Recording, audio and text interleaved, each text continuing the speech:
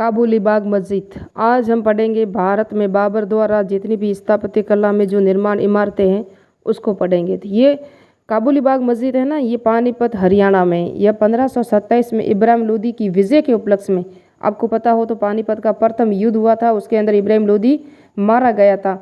दिल्ली सल्तनत का एक ऐसा पहला शासक था जो युद्ध में मारा गया था और इसी की विजय के उपलक्ष्य में इसका निर्माण करवाया। और यह भारत में ईंटों से निर्मित पहली मस्जिद है जो पानीपत हरियाणा में है। इसे बाबरी मस्जिद भी कहा जाता है।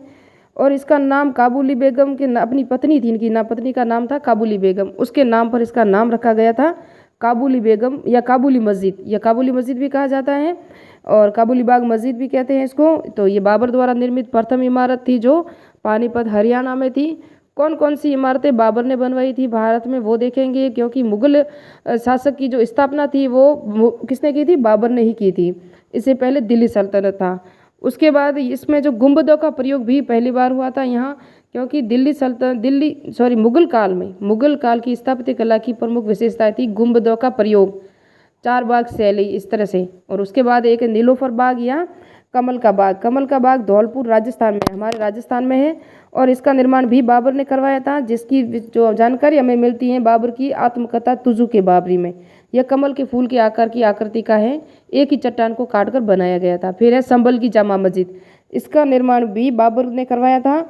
बाबर ने आदेश दिया था 6 दिसंबर 1526 को मीर हिंदू बेग इनके जो सेनापति थे उनके द्वारा इसका निर्माण करवाया था।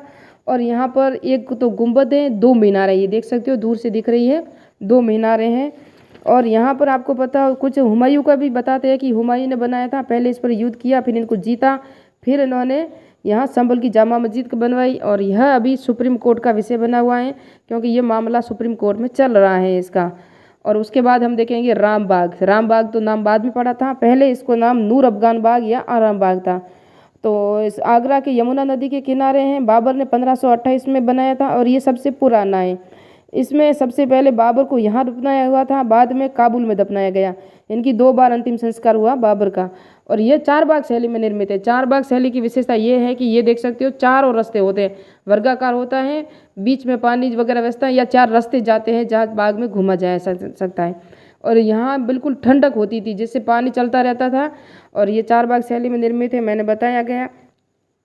आपको पता हो तो यह ताजमहल से 5 किलोमीटर दूर है और एतमादौला के मकबरे से सिर्फ 3 किलोमीटर दूर है।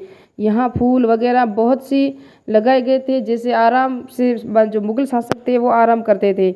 और इसका जो नाम राम बाग है ना, वो 1774 से 1803 में मराठों ने आक्रमण किया था और यहाँ शासन स्थापित किया था। उस समय इनका नाम क्या रख दिया गया था, राम बाग रख दिया गया था। इसमें मंडप सत्रिया जो महल है ना, उनका निर्माण करवाया था जहांगीर ने। संगमरमर से निर्मित कुछ इमारतों का निर्माण जहांगीर ने करवाया था। और ये मैंने कहा यमुना नदी के किनारे हैं। मुगल काल में जितने भी जो इमारतें थी वो सब नदियों के किनारे हैं। ताजमहल देख दो, एतमाउद्दौला का मकबरा देख सकते हो आप, या ये मैंने कहा अभी नूर अफगान बाग, महल नहीं है। यहाँ जितनी भी इमारतें थी वो जहांगीर द्वारा निर्मित थी। और ये आप देख सकते हो यमुना नदी के जस्ट किनारे हैं। इस पानी से इस बाग को सींचा जाता था।